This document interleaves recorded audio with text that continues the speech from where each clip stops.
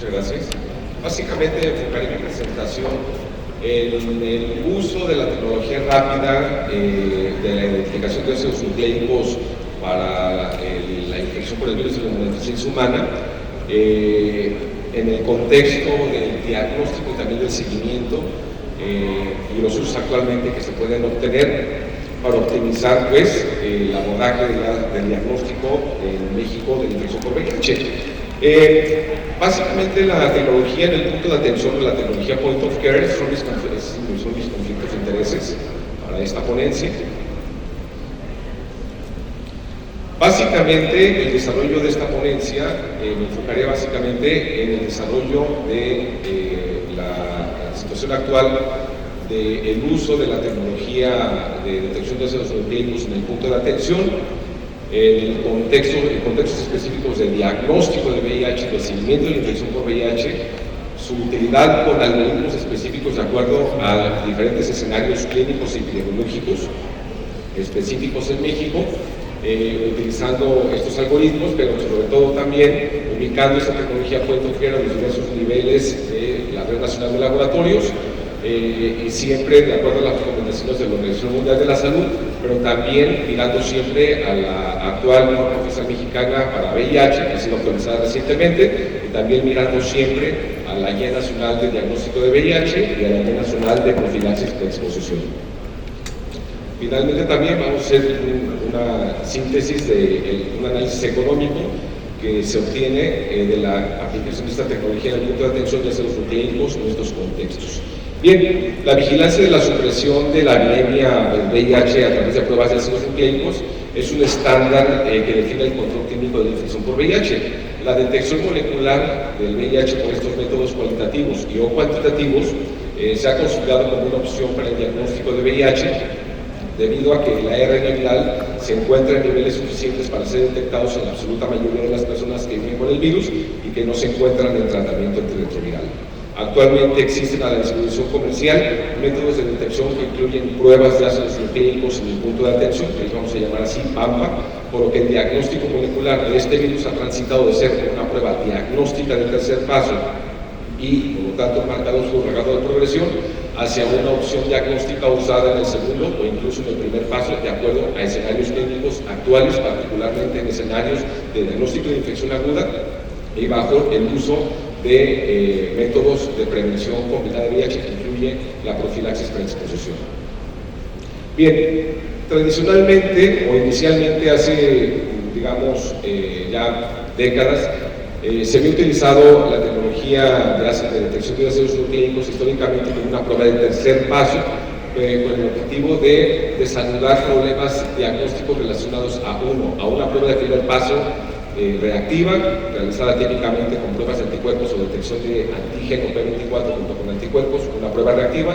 que pudiera tener una prueba suplementaria no necesariamente positiva, sino determinada, y que ante ese dilema diagnóstico se ha utilizado a las pruebas de detección de ácidos nucleicos como una prueba de tercer paso para poder definir si la persona tiene o se confirma o no la infección por VIH. Es históricamente el uso de las tecnologías de ARN desde hace ya varias décadas, ¿no? Sin embargo, desde hace aproximadamente unos 15 años ha ido transitando este paso del tercero a un segundo paso con el objetivo de agilizar la confirmación de la infección por VIH, ya sustituyendo las pruebas suplementarias de Western blot o algunas otras que utilizan anticuerpos específicos para el VIH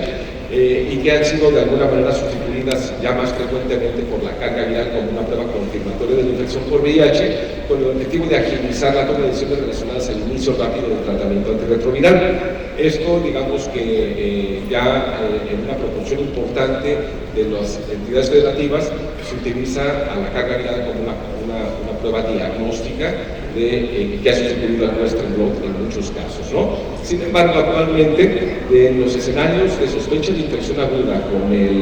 tras la implementación de una política nacional de profilaxis preexposición en el contexto de estrategias de prevención combinada, donde frecuentemente ya vemos en nivel de atención personas que antes no necesariamente ponemos tanta atención, pero que ahora frecuentemente encontramos con síntomas de infección viral aguda en el contexto del uso de antirretrovirales de prevención, es posible utilizar esta tecnología de ARN como una prueba de primer paso para la detección de material genético del virus cuando la persona se encuentra todavía en un tiempo donde no ha generado suficientes anticuerpos o antígeno P24 incluso, tras una exposición potencial, particularmente enfocada en poblaciones con riesgo sustancial de adquirir la infección por VIH. Digamos que las pruebas rápidas históricamente han sido aquellas que detectan anticuerpos, y posteriormente las pruebas de cuarta generación que también detectan antígeno P24, y estas han de alguna manera ayudado a que la población, un amplio segmento de la población mexicana, conozca su estatus de infección por VIH, y de los últimos quizás 15 años han venido, a acelerar el conocimiento del estatus de la población, y subiendo considerablemente la cantidad de personas que viven con VIH y que antes no conocían su estatus, haciendo hace más o menos unos 15 años quizás del 40%, y que ya al menos en el último informe de Censida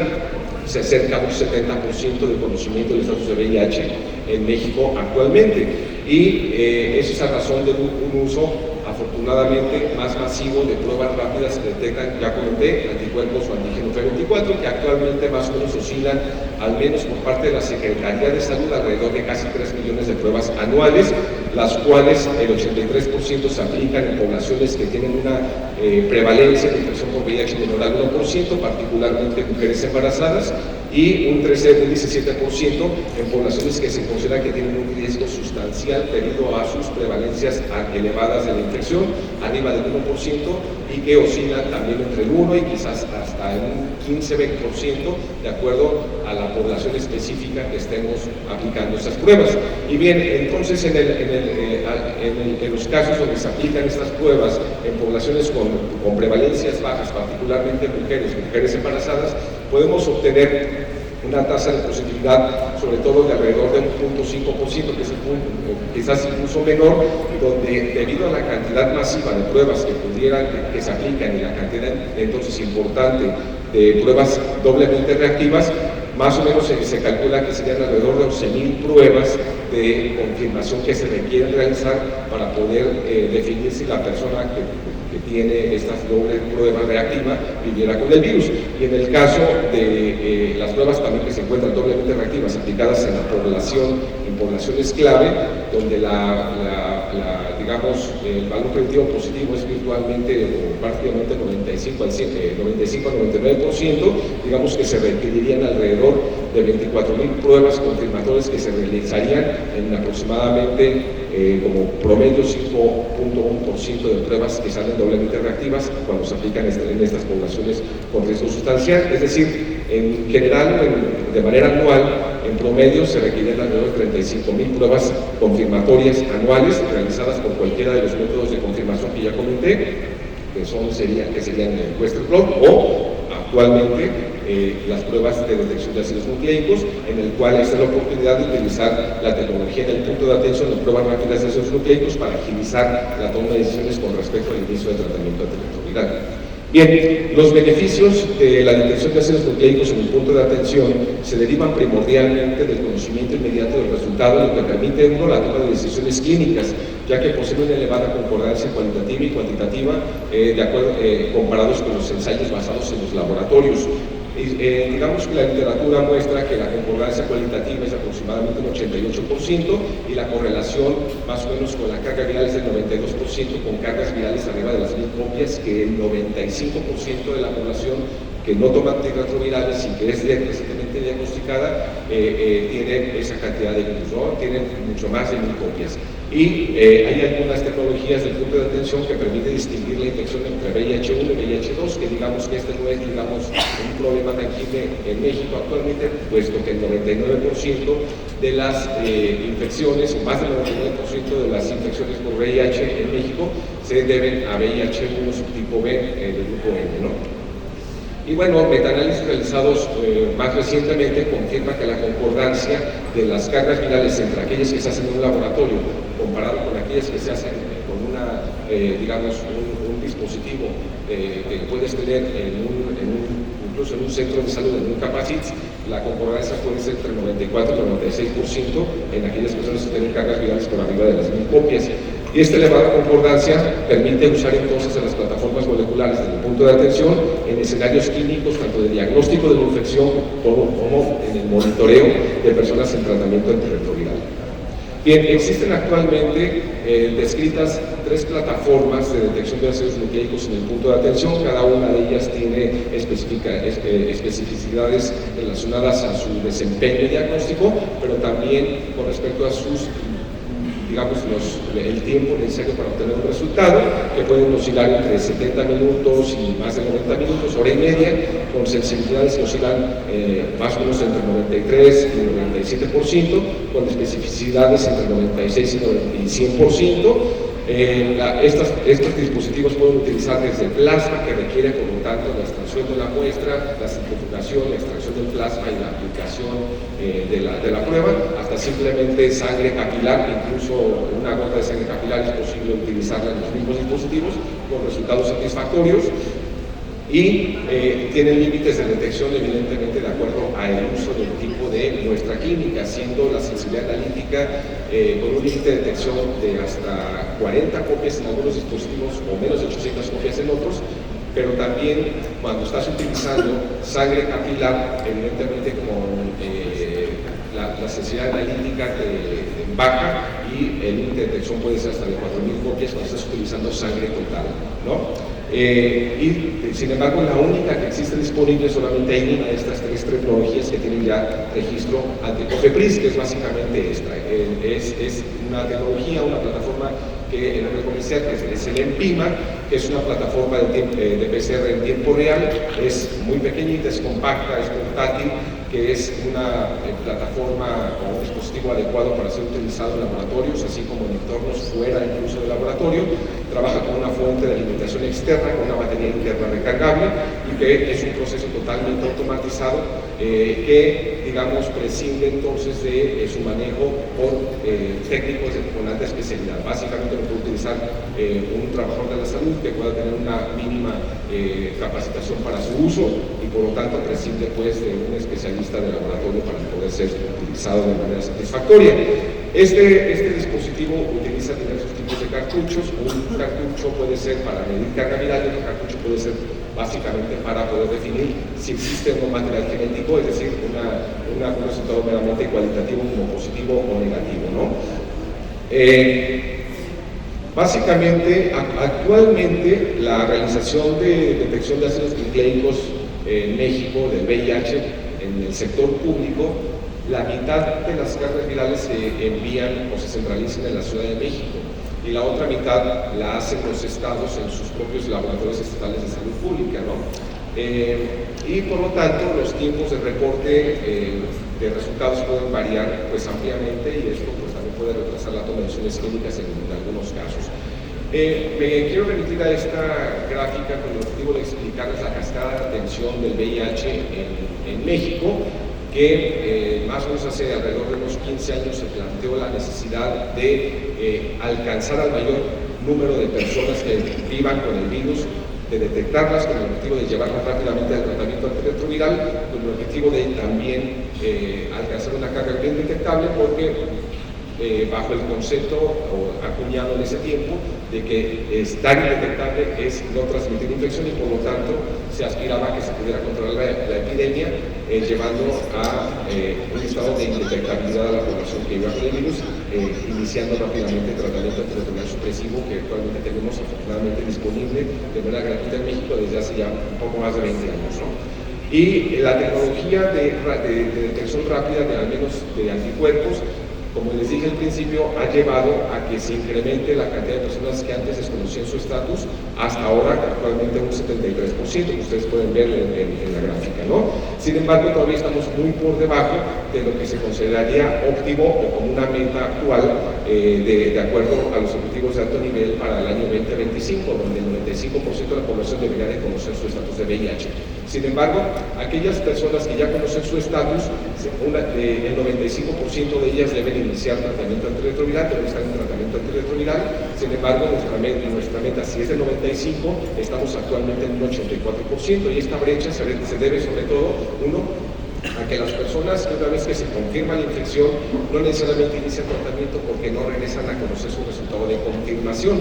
Esa es una importante razón ya que ha sido descrita. Y una vez que las personas inician tratamiento antirretroviral, es muy probable que continúen y que no lo suspendan en la absoluta mayoría de las veces, lo cual nos lleva a un cumplimiento del 93% y una meta del 95%. Digamos que entonces una persona que se diagnostica, que se confirma y que inicia rápidamente el tratamiento antirretroviral se va a mantener en tratamiento de manera ininterrumpida en la absoluta mayoría de las veces. Evidentemente que hay personas que tienen barreras importantes biopsicosociales que hacen que suspendan el tratamiento y que, por lo tanto, desarrollan las complicaciones y la transmisión de la infección a otras personas, ¿no? Pero digamos que esta es la menor parte. Ahora,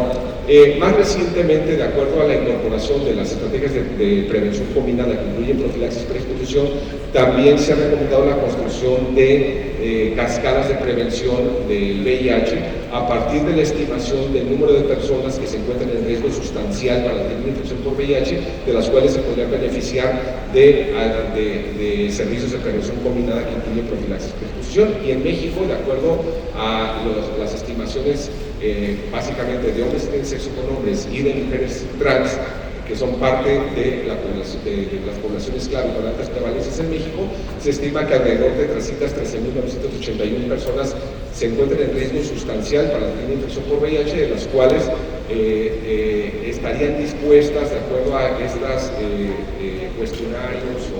encuestas que se han hecho para conocer si una persona una vez, si tiene disposición de PrEP, lo tomaría. En este caso se calcula que alrededor de esas 221.043 personas así lo harían. Sin embargo, ustedes pueden ver que realmente, de acuerdo al último reporte del CENSIDA del Día Mundial en diciembre del año pasado, solamente 11.717 personas han estado o han iniciado profilaxis preexposición, lo cual nos pone muy por debajo de las metas internacionales de prevención de VIH a través de métodos de prevención combinada, ¿no? Y por lo tanto, la tecnología con el punto de atención de detección de ácidos nucleicos entonces podría coadyuvar a incrementar o a reducir estos gaps o a reducir estas lagunas, tanto de personas que inician rápidamente el tratamiento antirretroviral como aquellas personas que podrían iniciar profilaxis de exclusión o incorporarse a estrategias de prevención combinada. De acuerdo a la Organización Mundial de la Salud, la tecnología de point of care o detección de ácidos nucleicos en el punto de atención idealmente podría estar sobre todo en los niveles, en 3 niveles de los 5 reconocidos de las redes nacionales de laboratorios, sobre todo porque la tecnología point of care, al no ser masiva, es decir, al no tener capacidad de meter al mismo tiempo múltiples cantidades de muestras, entorpecería entonces los procesos cuando se utilizarían en laboratorios con alta carga de trabajo. Por lo tanto, no es recomendable necesariamente ponerlo en los laboratorios nacionales de referencia, pero sí tiene cierta utilidad cuando se utilizan, por ejemplo, en laboratorios estatales o laboratorios de ciertas jurisdicciones sanitarias, o incluso cuando esta tecnología se utiliza en centros de primer nivel de atención, como pudieran ser los CAPACITs o los centros de atención especializada, o incluso ya actualmente, como se ha visto en los últimos quizás 3 o 4 años, a partir de la incorporación de la PrEP como política pública a través del proyecto INPREP en los centros comunitarios liderados por organizaciones civiles de zonas metropolitanas, ¿no? Ahora, ¿cuál sería la potencial utilidad de esta tecnología point of care en un laboratorio estatal de referencia o en los laboratorios estatales de salud pública? Uno sería básicamente utilizarlo como una prueba de tercer paso, es decir, como una prueba que resolvería la duda entre una persona que pueda tener una prueba doblemente reactiva de anticuerpos, ya sea por inmunensayos o ya sea por pruebas rápidas, que tienes un Western blot indeterminado, en el cual sería útil entonces utilizar una prueba, digamos, rápida de detección de ácidos nucleicos con el objetivo de definir si esa persona realmente vive o no con VIH, o también para planificar de acuerdo a la infección con una carga viral y poder iniciar rápidamente el tratamiento antirretroviral, ¿no? Esta es, digamos, la utilidad de las pruebas de ácidos nucleicos en el tercer paso, pero particularmente cuando si si se usara en laboratorios estatales que no tienen la capacidad en ese sitio de hacer cargas finales, es decir, aquellas que mandan las muestras a la Ciudad de México, ya sea INER o ya sea el Instituto Nacional de la Nutrición, a hacer las cargas virales como tradicionalmente se viene haciendo. Ahora, la utilidad de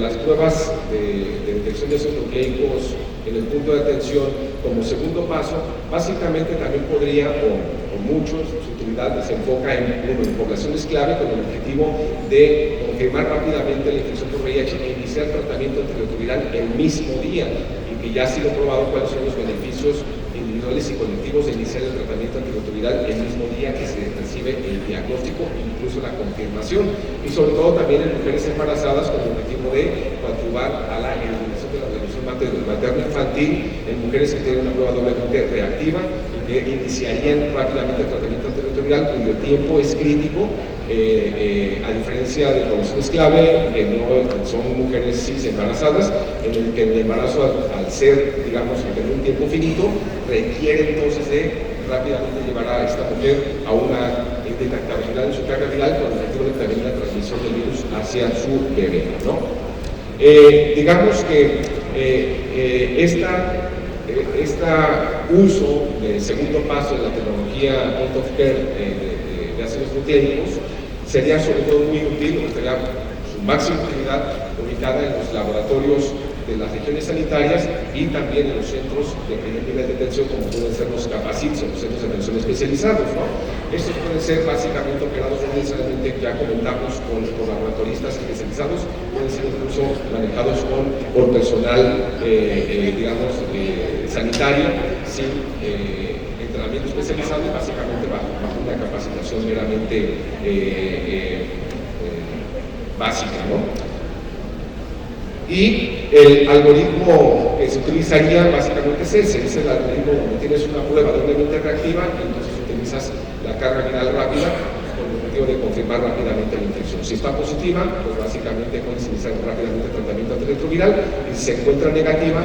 recordemos que alrededor del 0.5% de las personas, aunque estén indetectables en su carga viral y tengan pruebas doblemente reactivas de anticuerpos, pueden ser personas que se les llama controladores de élite, en los cuales tienen infección por VIH, pero tienen viremias muy bajas o incluso indetectables, ¿no? Por lo tanto, se requiere de hacer una prueba de tercer paso suplementaria como muestra el COVID, pero como tercer paso muestra el COVID, ya no como segundo. Ahora, los resultados que reporta este EMPIMA, sobre todo los dos cuantitativos relacionados con la carga viral, se reportan de la manera siguiente: cuando la persona no detecta, cuando el dispositivo no detecta ARN, simplemente lo reporta como no detectado,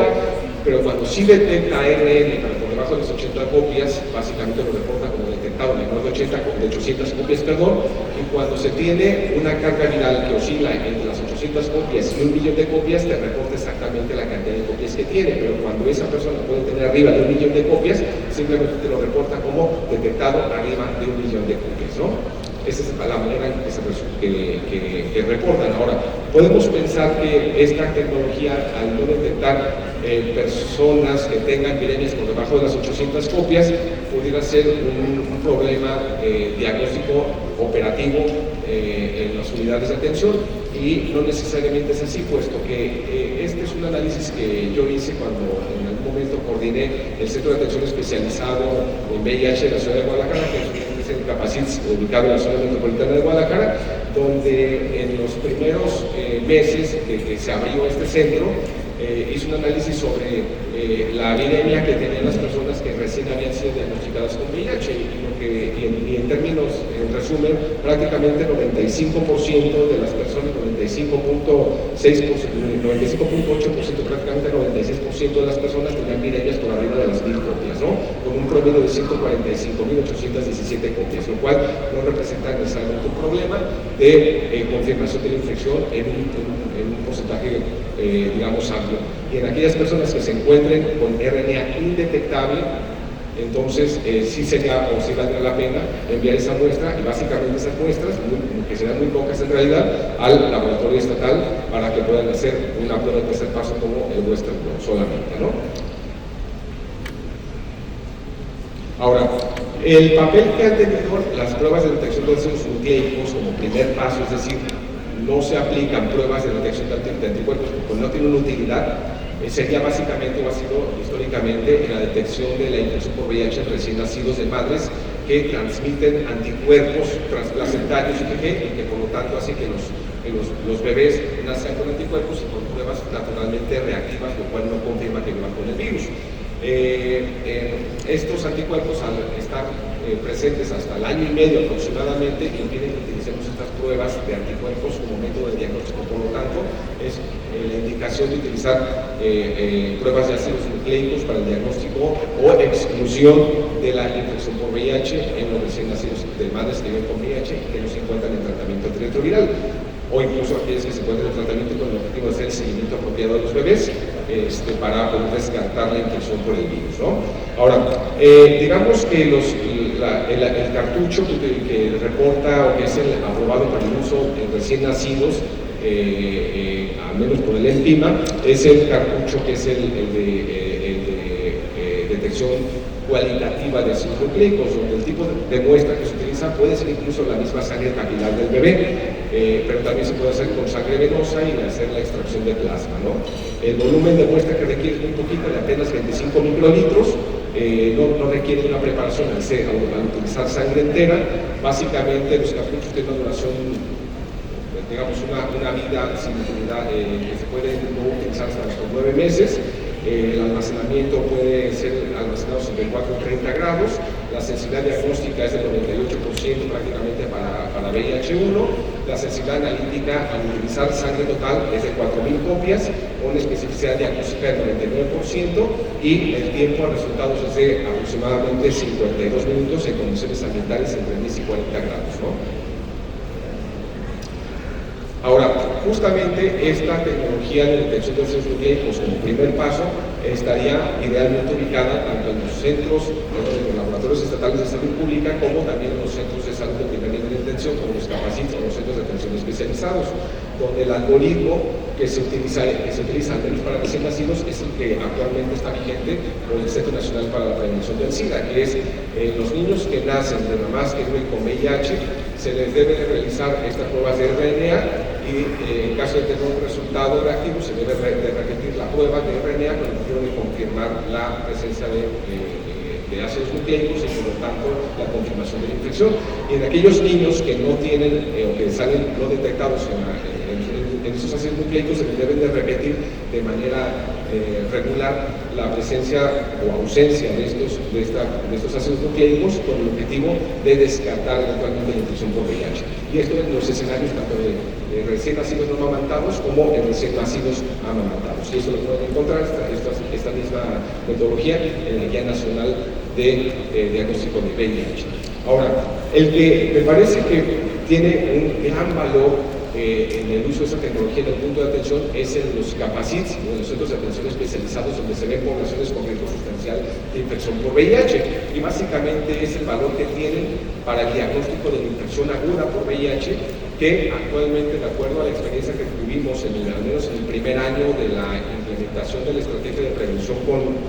profilaxis preexposición y en centros comunitarios, hasta el 17% de las consultas médicas en los centros comunitarios que atienden personas con riesgo sustancial, como pueden ser los CAPACITs, tienen sospecha de infección aguda por VIH, ¿no? Son personas que acuden, que pertenecen a poblaciones clave, que tienen signos o que pueden tener signos o síntomas actuales de infección viral aguda, en la cual se debe considerar siempre una potencial infección por VIH, ¿no? Y que las pruebas de anticuerpos son regularmente negativas, ¿no? Y que en este caso, si no la detectamos, es especialmente crítica la transmisión del virus durante sobre todo los primeros meses y particularmente sobre todo en los primeros 2 meses es cuando se tienen epidemias extremadamente altas, lo cual entonces es muy fácil transmitir el virus a las parejas sexuales, ¿no? Ahora, el método de uso de estas tecnologías como primer paso, básicamente es que aquellas personas que tengan, una exposición de riesgo sustancial que pertenezcan a estas poblaciones clave, que se encuentren dentro del periodo de ventana de seroconversión, que típicamente son para, si utilizamos pruebas de cuarta generación con plasma, que tengan exposiciones menores a 45 días, o que si estamos utilizando pruebas rápidas con sangre capilar, como se utiliza en la mayoría de las veces, que tengan menos de 90 días de la exposición. Y si tenemos una prueba repetidamente reactiva de RNA, pues entonces confirmamos o es altamente sugerente de una infección aguda por VIH, ¿no? Mientras que si tienen una prueba negativa o de no detección de ácidos nucleicos, pues básicamente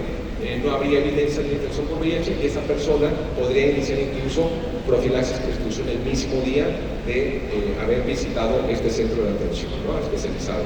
Las características claves de los cartuchos que miden carga viral es que también detectan básicamente los subtipos que circulan, el subtipo que predomina en México, que es el subtipo B. Necesita básicamente 50 microlitros de plasma, eso sí, se requiere la extracción de sangre venosa, centrifugación y uso de 50 microgramos de plasma. El tiempo de resultado es de aproximadamente 70 minutos. Ya comenté que el rango de detección oscila de las 800 copias y el millón de copias, pero incluso cuando hay personas que tienen menos de 800 copias y que tienen RNA, lo detecta, simplemente la máquina te dice detecté, pero no te quiero decir cuánto exactamente porque me puedo equivocar en relación a la cantidad exacta, no a la presencia de RNA. Si detecta RNA es porque hay RNA. Y su especificidad diagnóstica es del 99%. Y eso es básicamente, le voy a dar dos ejemplos clínicos de lo que nos encontramos todos los días en estos capacitos o en estos centros de atención especializados o en los centros comunitarios que otorgan profilaxis para exposición. Por ejemplo, este hombre de 38 años que tiene sexo con hombres, cuya última prueba de VIH había sido muy recientemente, había tenido antecedentes de infecciones de transmisión sexual, que acudió a evaluación buscando una prueba de VIH con un cuadro de 12 días de evolución caracterizado por fiebre, diaforesis, dolor de huesos, fatiga, sueño, linfofagia, diarrea y tenesmo rectal. Desde hacía 5 días solo había persistido con linfofagia y su peso habitual era de 75 kilos. 51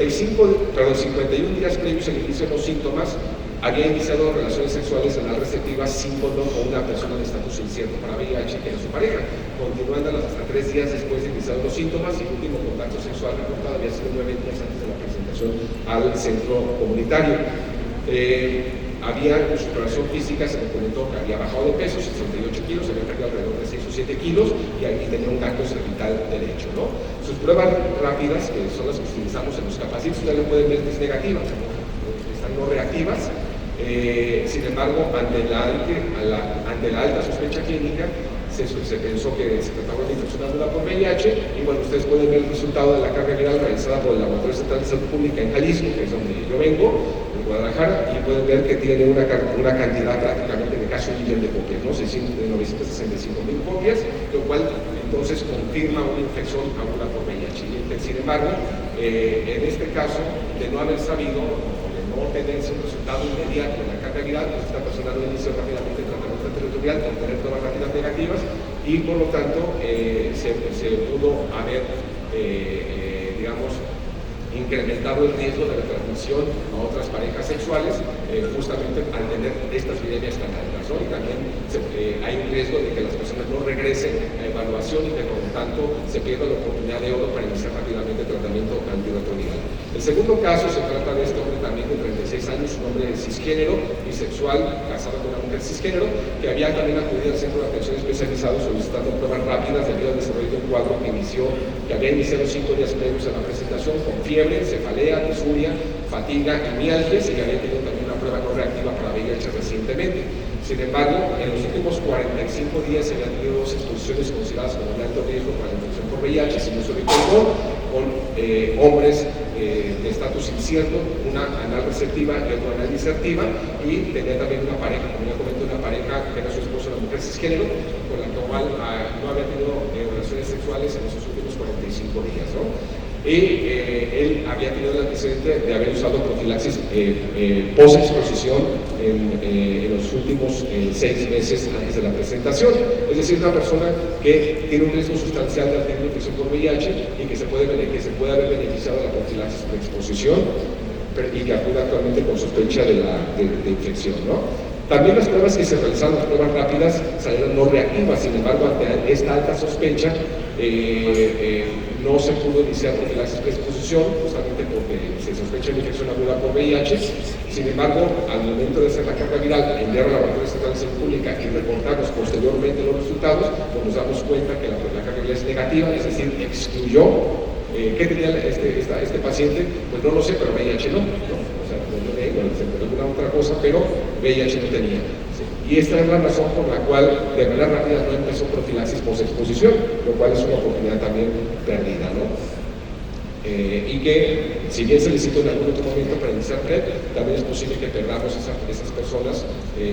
para iniciar profilaxis preexposición debido a un retardo en el diagnóstico o la exclusión, en este caso, de la infección por VIH, ¿no? Ahora,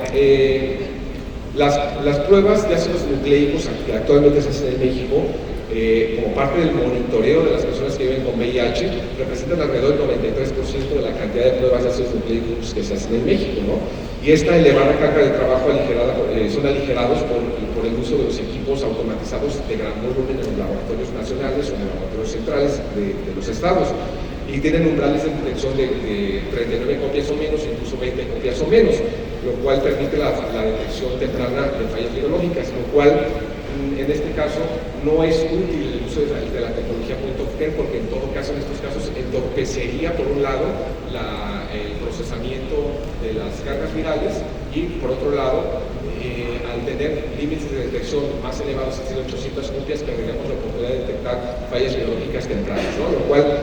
el uso de la tecnología point of care no necesariamente tendría que, o no tendría que ser como parte del monitoreo general del control virológico de las personas que ya están en tratamiento antirretroviral. Sin embargo, sí tienen la oportunidad de hacerlo, uno, en mujeres que están embarazadas, que viven con VIH y que se requieren de una carga viral en el último trimestre con el objetivo de definir la conducta poligineco-obstetra, de que si la mujer va a requerir cesárea o puede parir vía vaginal en el caso de tener menos de 1000 copias con su carga viral, ¿no? Y la otra es que existe todavía una importante proporción de personas que no necesariamente tienen acceso geográfico para sus pruebas de monitoreo de carga viral, sobre todo en zonas de conflicto o que tienen alta vulnerabilidad económica, lo cual representaría una gran oportunidad de uso de esta tecnología, sobre todo en unidades móviles de atención. En resumen, las pruebas de detección de ácidos nucleicos que se podrían utilizar de manera amplia incluyen básicamente, o se estarían centradas básicamente en el uso de cartuchos de carga viral, básicamente para el diagnóstico de infección por VIH, para el monitoreo de mujeres embarazadas, para el diagnóstico también de recién nacidos, y en el caso del monitoreo para mujeres en tercer trimestre de atención y para personas con dificultades geográficas de acceso al monitoreo, ¿no? No me voy a meter en muchas diapositivas, simplemente lo que quiero decir es que de acuerdo a los escenarios de uso de la tecnología point of care, de acuerdo a escenarios específicos, se han desarrollado algunos indicadores que permitirán calcular el beneficio clínico de inicio rápido de tratamiento antirretroviral y de ahorro de complicaciones relacionadas al SIDA y de transmisiones del VIH en la comunidad, lo cual nos puede permitir incluso que si se sustituyen las cargas virales de los laboratorios a cargas virales, a prácticamente tecnología point of care en un 15% de la cantidad total, permitiría ya entender ahora sí, encontrar ahora sí ahorros significativos de varios millones de pesos, que aquí se calcularon de hasta 125 millones de pesos, ¿no? Además con los beneficios, ya dijimos, clínicos y epidemiológicos de la sustitución de esta tecnología point of care del laboratorio a unas pruebas rápidas, ¿no? Como conclusión, la tecnología de detección de ácidos nucleicos en el punto de atención son una opción confiable para el diagnóstico y el descarte de la infección por VIH. Son aplicables tanto como pruebas de primero, segundo y tercer paso, adaptables a laboratorios de centros de salud, de regiones sanitarias o de laboratorios estatales de referencia, y tienen el potencial de agilizar los tiempos para el inicio de tratamiento antirretroviral o profilaxis preexposición y mejorar los indicadores de tratamiento de prevención con reducción de complicaciones relacionadas a la progresión de la infección y a la reducción de las transmisiones. Con estos beneficios económicos y optimización de los recursos. Les agradezco su atención, quedo a su orden para ver si hay una pregunta. Gracias.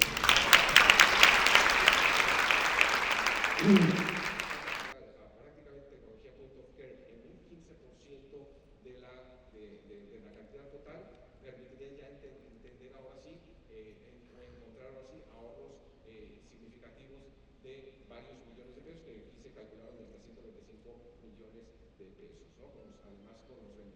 ya dijimos, clínicos y epidemiológicos de la sustitución de esta tecnología punta de laboratorio a unas pruebas rápidas, ¿no? Como conclusión, la tecnología de detección de ácidos nucleicos en el punto de atención son una opción confiable para el diagnóstico y el descarte de infección por VIH.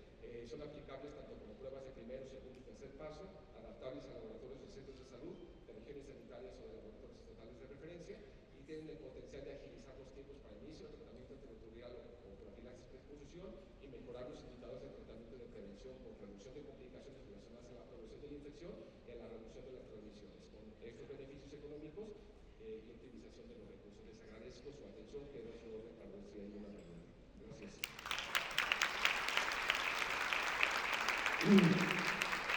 Muchas gracias, doctor. En atención al tiempo vamos a tomar dos preguntas, pero les pido que sean breves y que de veras incluyan una pregunta. Yo sé que todos los comentarios son muy valiosos, pero sí andamos un poco carreros. Adelante, doctor. Hola, buenos días. Tengo una pregunta, bueno, a lo mejor surgen muchísimas dudas. En el caso de las embarazadas que utilizamos la prueba dual VIH sífilis y me llega a salir una paciente embarazada reactiva a VIH, aquí, por ejemplo, en el caso de nosotros hay que solicitarle Western blot, pero en el caso de la premura porque no cuento con laboratorio y tengo un laboratorio de apoyo. Aquí usted sería recomendable realizar la de cuarta generación entonces para determinar e iniciar tratamiento antirretroviral de inmediato. De acuerdo. Recordemos que las mujeres embarazadas, la prevalencia de infección por VIH es de apenas 5.07%. Eso quiere decir que apenas 7 de cada 10.000 mujeres embarazadas de esa edad tienen realmente la infección por VIH, lo cual entonces te da un valor predictivo positivo de una prueba reactiva de VIH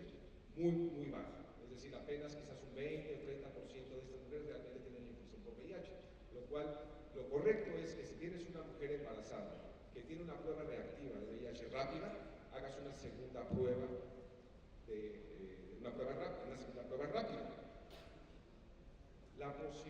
Si la segunda prueba rápida te sale no reactiva, es decir, tienes un resultado discordante, la probabilidad de que esa mujer tenga realmente la infección por VIH es extremadamente baja, es menor al 5%. Es decir, probablemente no tenga la infección por VIH, es más, puede ser que hasta es más o menos un 99%. Es decir, lo más barato, lo más rápido es que tienes una prueba discordante, una primera reactiva, una segunda no reactiva, una mujer embarazada, digamos que la probabilidad de no vivir con VIH es del 99%. Ahora, si tienes una segunda prueba reactiva, es decir, se confirma que hay algo ahí que pueden ser anticuerpos para VIH,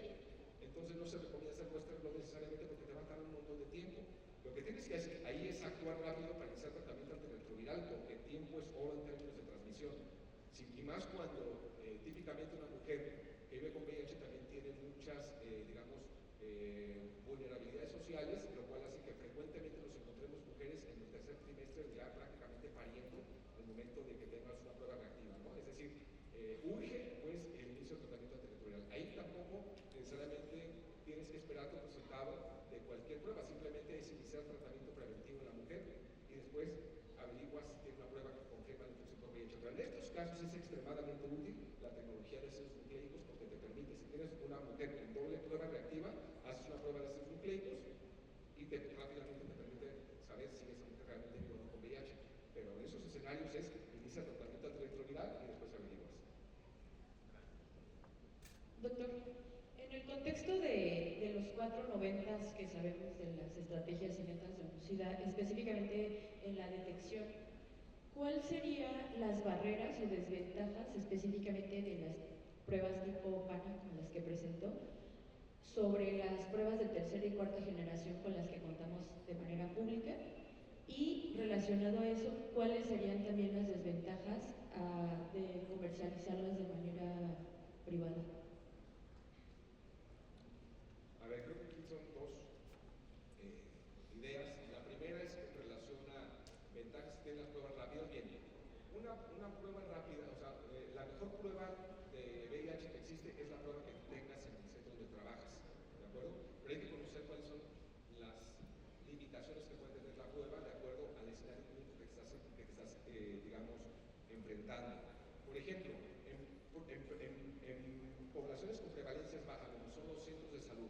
donde básicamente se aplica la mayoría de las pruebas rápidas en escenarios de mujeres embarazadas, por ejemplo, para descartar. Aquí la utilidad de ella es utilizar la prueba para realmente confirmar de que no hay anticuerpos. En esos casos es muy útil una prueba de tercera generación con sangre capilar, porque prácticamente una prueba no reactiva en una población que está estabilizando simplemente para descartar la infección te es suficiente. De hecho, si utilizas una prueba de cuarta generación, al ser más sensible en una población de prevalencias bajas, te va a dar más falsos positivos, ¿no? Y tienes más necesidad para andar confirmando cuando estás utilizando una prueba de mayor sensibilidad en una población de prevalencias bajas. Pero cuando estás al contrario, aplicando estas pruebas en una unidad donde frecuentemente, en una unidad que atiende regularmente personas que tienen infecciones de transmisión sexual, como los capacites, por ejemplo, ahí sí tienen utilidad las pruebas de cuarta generación, pero particularmente las rápidas, particularmente cuando se utilizan en plasma. Si utilizamos sangre total, es una gota de sangre de dedo, entre una prueba de tercera generación y una prueba de cuarta generación, prácticamente su desempeño diagnóstico es exactamente el mismo cuando estás utilizando sangre entera. De hecho, si utilizas una prueba de cuarta generación, incluso hasta te hace más caro el tamizaje, ¿no? De ahí que, con el objetivo de detectar más rápidamente una infección aguda, lo ideal es utilizar plasma en las pruebas rápidas. Ahora, estamos hablando, la pregunta va dirigida a las pruebas de detección de anticuerpos y de antígeno. Y la que yo estoy presentando aquí es la detección de ácidos nucleicos, es decir, código genético del virus que te permite confirmar la presencia de material genético en una persona que presuntamente tiene anticuerpos o antígeno de VIH. ¿De acuerdo? Ahora, en relación a si lo público o lo privado, la verdad que el desempeño clínico es exactamente, el desempeño diagnóstico es exactamente el mismo, ¿no? Muchísimas gracias, doctor. A la entrega de su reconocimiento.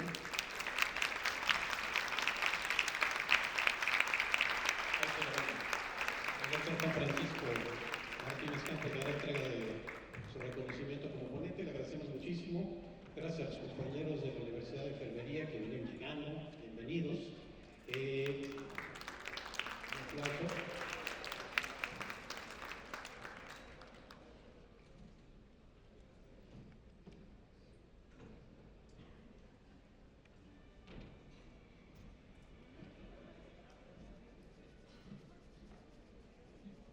Continuamos con el